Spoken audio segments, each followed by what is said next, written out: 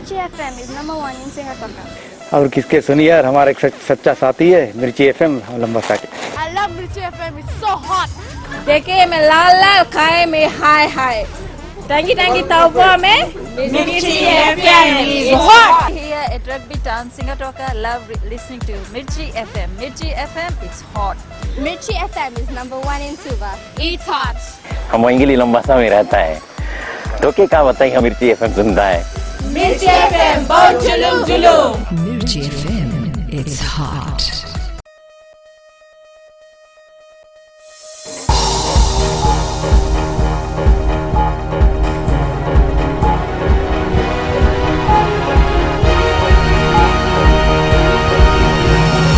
In this bulletin, Fiji gets a new boat after 29 years. Fijian government hits out at unionists to make up their mind about involvement in politics, and Freedom of Information decree to be out soon.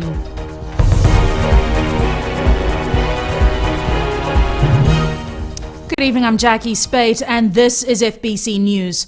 A foreign national is being questioned after the discovery of about 20 kilograms of cocaine in his luggage at Nausori Airport. The 23-year-old man arrived in Nadi from Australia last Tuesday. He then flew on to Nausori. Meanwhile, officers from the police drugs unit, acting on a tip they had received, searched the man's bags after he landed in Nausori. The suspect fled the scene as they found about $6 million worth of cocaine in his luggage. The suspect continued to evade police for a week until he was spotted and arrested in Nadi last night. Questions are being asked about why no brand new vessels were purchased to service the country over the last 29 years. This came to light at today's commissioning of a new landing craft purchased by the government. Mika Longa with the story. This is the MV Singapore, built especially to address the development needs of our maritime islands. I've been told that the last new vessel acquired by the government shipping service was 29 years ago in 1984. Frankly, for a maritime nation like ours, this is a huge embarrassment. Barimarama says for too long the government shipping services have been neglected, as well the people they are meant to serve who were deprived of better service delivery. He says the government shipping fleet will increase to 8 vessels from next year, and they will transform the economic prospects of the islands. I'm immensely gratified that my government has been able to do this. Today, we welcome and commission the first of these vessels, our new flagship, Singapore. In Itaukei, of course, it means new day. And that's what this occasion marks, the beginning of a new era of inter-island shipping in Fiji. In April, we will welcome a second landing craft from Malaysia that can carry 30 passengers as well as its cargo. And in January 2015, the third and biggest vessel is due to arrive in Fiji, one capable of carrying 80 passengers. The $2.6 million US landing craft carries up to 20 people. It wouldn't have reached Fiji in its 26 days voyage from Malaysia if it wasn't for this man. On our trip down to Fiji, we actually came through different types of weather. You have calm, you have moderate, then you have very rough.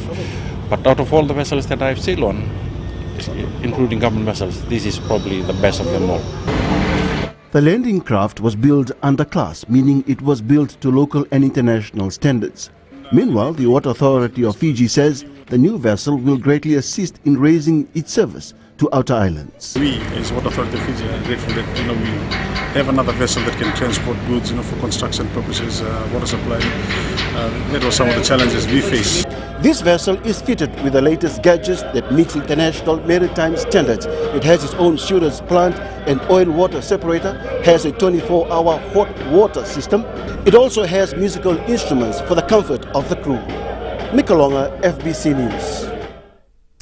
The Fiji government says despite the attention-grabbing tactics used by trade unionists, individual unionists have to make up their minds soon whether they want to continue in the unions or resign and take part in politics. This follows FTUC General Secretary Felix Anthony's recent claims that the government was attempting to shut up the entire trade union movement. Christopher Chand reports. Trade unionists like Felix Anthony claims while they are being targeted, the government is able to get away with things. And this Prime Minister goes and is already calling for people to vote for him. Now, why isn't the media quizzing him on this? Why is he? Is there two sets of laws, one for trade unionists and the other for the Prime Minister and his colleagues? Right? What are we about in this country? He talks about a level playing field. Where is the level playing field? So you see, there's a lot of hot air by these personalities, and in fact you can count them on one hand. It's about 3 or 4 of them only who are making this noise. And I think the Fijian people are a lot more intelligent than that, and they will stop falling for a lot of this hoo-ha that they're making. And it is, as our Prime Minister has said, we need to be able to be focused on the issues, not fall for the gimmickry, not fall for the hooks. We need to be able to be focused on the real issues. The political party's decree restricts the involvement of unionists in political parties, and now the government has indicated strengthening this decree further. Because they are flaunting the law, as I've said to you previously. They're not following the spirit of the law. And this is why it is critical, because this law was drafted in good faith. If you look at Section 14, it does not have an offence provision per se. It just says that there is a deeming provision that trade union official is deemed to have resigned from their position. So they are not actually following the spirit of the law. So obviously there is a need to strengthen the law. I'm going to simply ask him, what is he scared about trade unions for? What is he scared about trade unionists? Why is he trying to shut up the trade union movement? We will not cow down to unjust laws or decrees that this government is going to impose on the people. It's about our freedoms. The Attorney General says trade unionists are missing the point. Nobody is saying you can't have trade union organizations. The decree simply says that trade union officials cannot take part in politics and be involved with political parties. Political parties registration decree classifies trade unions and trade unionists, including employees of trade unions, as public officers. Now, we are not paid by taxpayers' fund. How could we be classified as public officers? We are a membership-based organization. I think perhaps these trade union officials need to get some legal advice. Maybe they're going to the wrong people to get legal advice. But it's very, very simple. And I think they perhaps, deliberately, or I don't think they're that obtuse to get it all wrong. I think they're probably deliberately trying to obfuscate the issues. With the general elections in less than 7 months, unionists don't have much time to decide if they want to give up their lucrative union positions and take up the risk of politics. A move that could leave them with nothing if they don't win a seat in Fiji's new parliament. Christopher Chand, FBC News. The long-awaited Freedom of Information Decree will be out in a few months. Chanel Sivan reports the new law will enable Fijians to easily access information from any government department. Talks about having a Freedom of Information law began some years ago. Now it's only a matter of months before a decree is gazetted to bring the law into effect. For example, you may have put in an application to the clerk over the counter, and the clerk, they may assess it and then pass that on to somebody else, and all the file notes and the actual decision maker making the decision in the end. Under the Freedom of Information Decree, you can have access to all that information. You can have access to all those documents that led to the decision being made in the final instance. So under the FOI, you have the right to do that. Syed Kayum says there was a provision for freedom of information under the 1997 Constitution. SBT, Labour or SDL actually had the political will to implement that. Nobody had made a law. We are doing it. It should be in place in the next couple of months or so. So obviously regulatory agencies or ministries that have a high, what we call people impact or contact, would be the first ones to be considered for FOI. So like LTA, like when you apply for a building permit in municipal councils. The government is currently compiling some important documents and decrees before the elections in September, after which it will complete the FOI decree. It is understood that the delay was due to a lack of resources. Once this new law is put in place, Fijians will be able to get full access of important documents and important information stated under the Freedom of Expression provision in the 2013 Constitution. Chanel Shivan, FBC News. Extra resources are being deployed to hospitals and clinics as the Ministry of Health works to curb the spread of dengue fever. Authorities, including the divisional commissioners, are working to assist hospitals and clinics in urban, rural and remote communities. The ministry has also established a task force, which includes international health agencies, to monitor the spread of dengue and analyze current trends. The figure for confirmed dengue cases stands at 2,589. The ministry continues to emphasize the importance of destroying mosquito breeding areas and using repellents and mosquito nets as protection against dengue-carrying mosquitoes. Still to come on FBC News, preparations underway for funeral of the late Reverend Dr. Tuikilakila Wangairatu.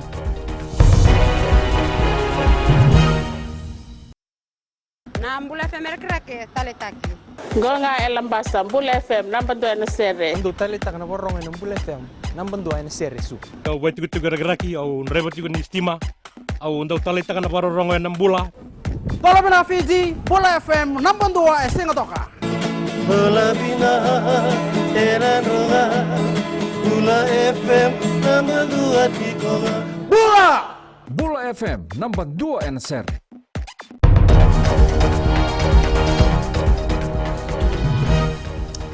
Welcome back. This is FBC News. Preparations are underway for the final farewell to the late president of Fiji's Methodist Church, Reverend Tuikilakila Wangairatu. Large numbers of people attended the last traditional gathering this morning and presented their condolences. The funeral takes place tomorrow. Shireen Lata reports. Only a few hours remain before the late Methodist Church president is laid to rest. Condolences are coming from all over the Pacific. Tomorrow morning, the late president's body will be taken from his residence in Pender Street. It will travel down to through Ratu Dakumba Road, along the Victoria Parade, past the GPH, through town, turn around at the Walu Bay roundabout and come up to Centenary Church, where the service will take place. The 66-year-old Methodist Church president passed away on February 11th after a short illness. He was elected president of the church in August last year, following its annual conference. Tuikilakila Wangairatu had promised to reform the church and made a significant step by banning the consumption of yangona and smoking at all church facilities and during church conferences. He was a very strong advocate of not only the respect for women, but also for equal partnership of ministers' wives in the ministry. He was a strong advocate of protection of women and children. While mourning continues for Reverend Wangairatu, the executive body of the church has chosen Laisiasa Ratambandada as the interim president. Reverend Bhagwan says this is done according to the church constitution. Reverend Ratambandada is currently the divisional superintendent for the Nambur division. He has served 2 terms as an elected president of the Methodist Church. The church service will be broadcast by FBC's Itoke radio station Radio Fiji 1 at 10 a.m. tomorrow, followed by the burial at the Vailevu Nosori. Shireen Lata, FBC News. A local cruise operator has been chosen by prestigious international tourist magazine as one of the world's best 6 cruises in the world.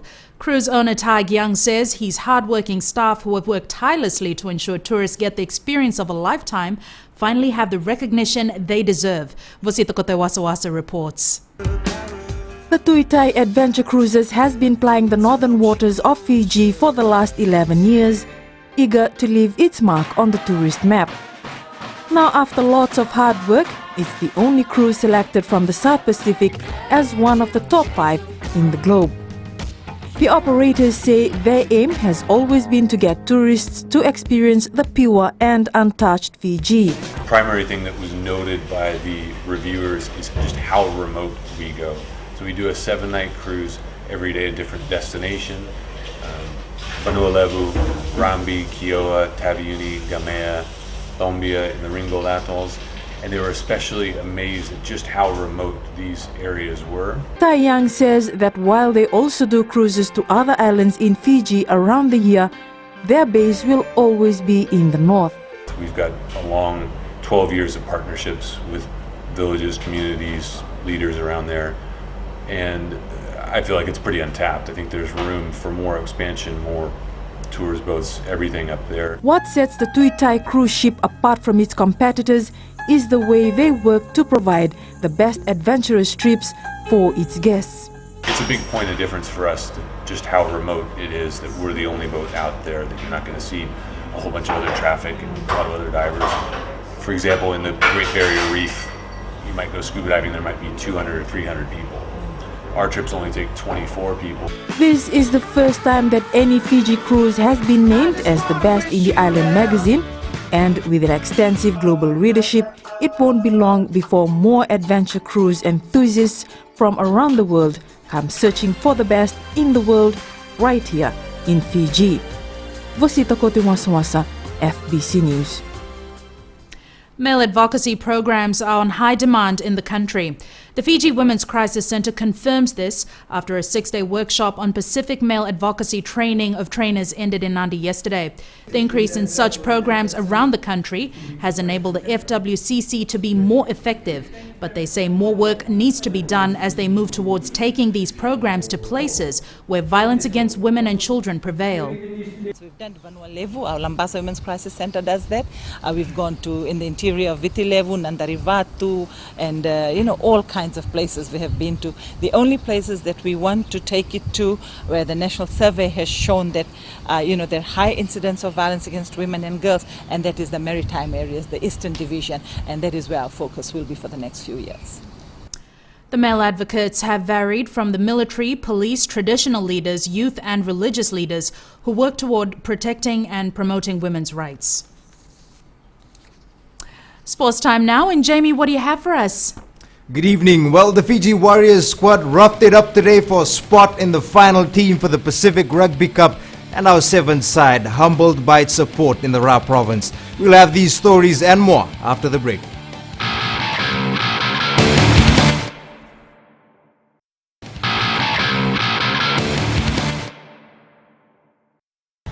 Today FM is #1 here in Singapore. We like Today FM in Lambasa. It rocks! My favorite station in Nandi is Today FM. Listening to Today FM. Today FM rocks in Sabah. I love today's kid music. I love Today FM because they play all my songs. We love Today FM at Vuniva Lambasa. Yeah, it rocks!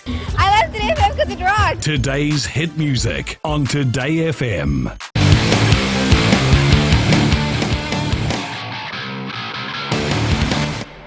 Welcome back to FBC Sports. One scrimmage today served as a make or break for 30 players vying for the Fiji Warriors jumper. They all want to be a part of the team that will defend the Pacific Rugby Cup title 3 weeks from now in Australia. And as Elena McDonald reports, with 5 reps to be dropped, it's going to be a tough decision for the coaching panel. Final trials comes down to the finer plays and the least mistakes made for any player to get the nod. Just a lot of simple things, nothing too fancy. Just ensure that we execute the basics, people understand the fundamentals of the game. The fundamentals are actually played, and the mechanicals are the most important thing. It's just getting the guys used to playing with mechanicals. And with only a handful to cut from the PRC squad, every move will count. It's crucial in a sense because we'll be taking the best 30. We've scrutinized from the 100 plus during our trial, and we've come up with 35. Yeah, bearing in mind that throughout the camp we might have, taking into consideration the sickness and all, but we have not had any of those. Time isn't a luxury for this lot. However, selections so far have proved to be promising. Looking at them over the last 2 weeks, I think they're good. They're physically strong. They have the individual skills. Collectively, they're quite good, and they're young and they listen. Monitoring injuries and gauging player combinations are 2 key points coaches will be looking out for from today's scrimmage. There's 5 players to drop, but the bigger question is, with this side only having 1 scrimmage to prepare for the PRC, which is 3 weeks away, will they be ready to defend their title? Elena McDonald, FBC Sports. Meanwhile, the Vodafone Fiji Sevens team is overwhelmed by the support it is receiving in Raki Raki. The Ben Ryan coach side is in camp for the first time in the Ra province, which has pleased team management. While Ryan and his brigade have been the talk of the town, the side has also been involved in community work while in camp. To come to the hotel and to have people waiting at the gate, to shake the boys' hands, or even down at the park, cars parking on the side just to get out to view the players and to shake their hands and take photos with them. These are the kind of things that opens up the boys as well to see that, whoa, it really means a lot to them. The squad will break camp tomorrow. Cricket Fiji development manager Sayasi Fuli has plans to take the game to new heights in Fiji. The former national rep wants cricket to become a major sport in the country. Salendau Dakadaka reports. He comes from a cricket-loving family, and now Sayasi Fuli is planning to contribute to the sport in his own way, beginning at the grassroots level. Hopefully that I can manage this department well, especially the development of cricket in the age group, especially primary school and secondary school, to strengthen how best schools in Fiji, the teachers, they can contribute and play cricket and develop the skill of cricket. Fuli is not new to development and mentoring roles. He coached the national under-20 side to the Junior Rugby World Cup in France last year. So it's something that I want to give back to cricket and develop the sport to become one of the established and major sport in Fiji. Of course, Fuli's involvement will be to the benefit of Cricket Fiji's much-acclaimed development program. He's very well experienced and well versed with the requirements for structural development in with national sports. So we're kind of lucky to get Sayasi with the Cricket Fiji team. And he's going to be focusing a lot around more involvement for junior players in schools, and so more focused on getting more competitions up and running for the players. While we don't know the future of cricket in the nation, if Fuli and Cricket Fiji have their way, we'll be seeing a lot more of it. Chalendo Takatak, FBC Sports. That is your sports for tonight. Good evening.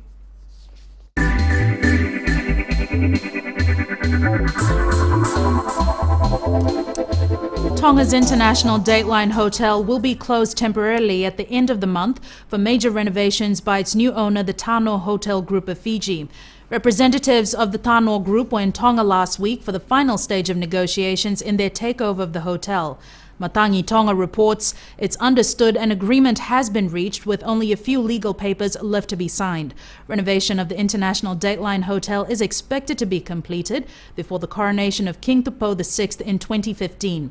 The Tano Hotel Group has 6 hotels in Fiji, 3 in New Zealand and 1 hotel each in Samoa and Vanuatu.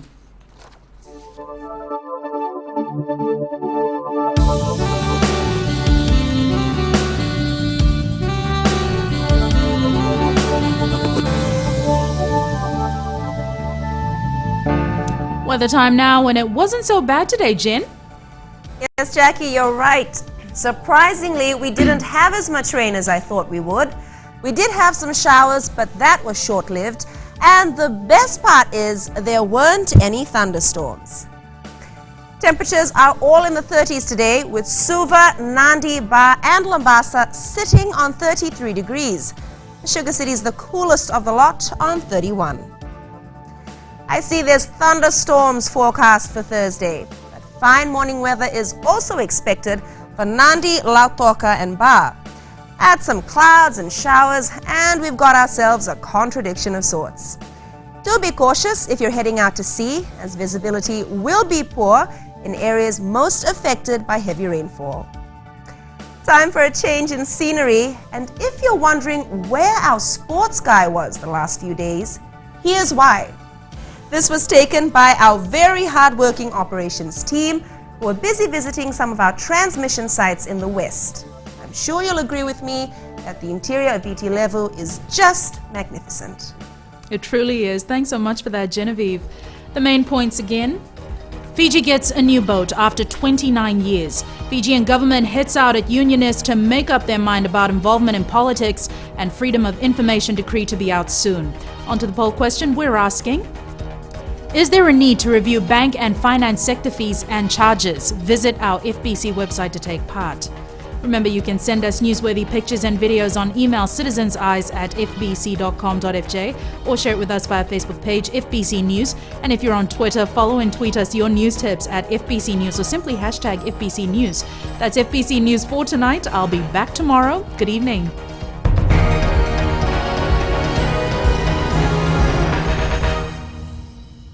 Gold FM is #1 here in Sigatoka.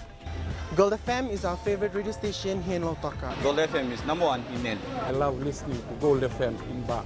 We love listening to Gold FM, only the classic hits here in Suva. Hear about Coca-Cola, you immediately think of gold. I'm Josephine Sabi and I love hearing Gold FM. Gold FM, only the classic hits.